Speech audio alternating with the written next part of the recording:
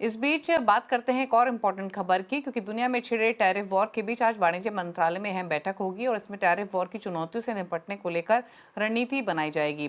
पूरी डिटेल्स के साथ हमारे संवाददाता आलोक प्रियदर्शी हमारे साथ बने हुए हैं। आलोक, बताइए क्या डिटेल्स, क्या एक्सपेक्ट करना चाहिए इस मीटिंग से?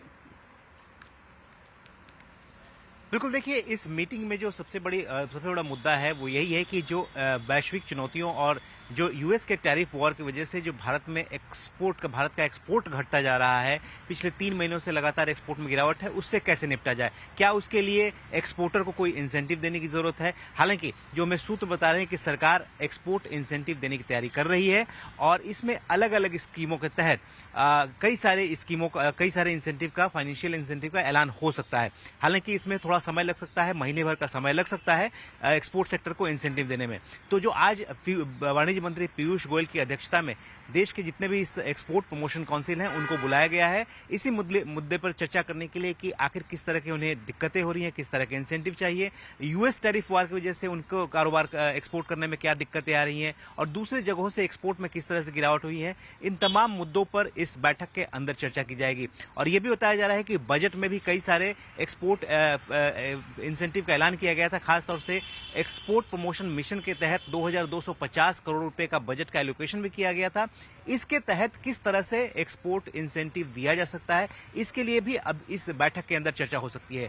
तो कुल मिलाकर पूरी जो दुनिया में इस वक्त उथल पुथल मची हुई है और उसके बीच में भारतीय एक्सपोर्ट पर असर पड़ रहा है, उसको कैसे कम किया जाए, एक्सपोर्ट कैसे बढ़ाया जाए, इन सारे मुद्दों पर इस बैठक में चर्चा होगी। ओके, शुक्रिया आपका लोग की डिटेल्स बताने के लिए क्या एक्सपेक्ट करना चाहिए मीटिंग से। लेकिन टैरिफ वॉर को लेकर एक इंपॉर्टेंट मीटिंग और वाणिज्य मंत्रालय मीटिंग कर रहा है।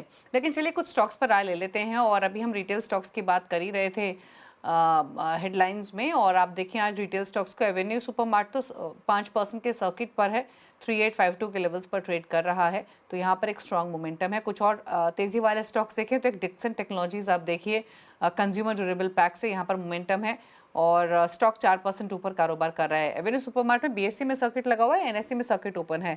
दोनों पर राय ले लेते हैं क्योंकि दोनों ही डेज हाई पर ट्रेड कर रहे हैं। डिक्सन टेक तो डिसाइसिवली डेज हाई पर है।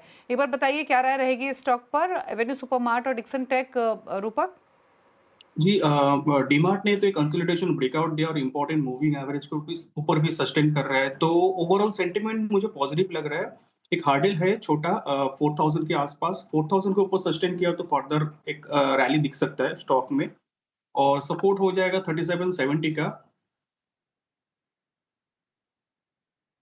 चलिए, तो ये डिक्सन का राय अगर रही इन दो एवेन्यू पर। डिक्सन पर कमेंट करेंगे क्या रूपक?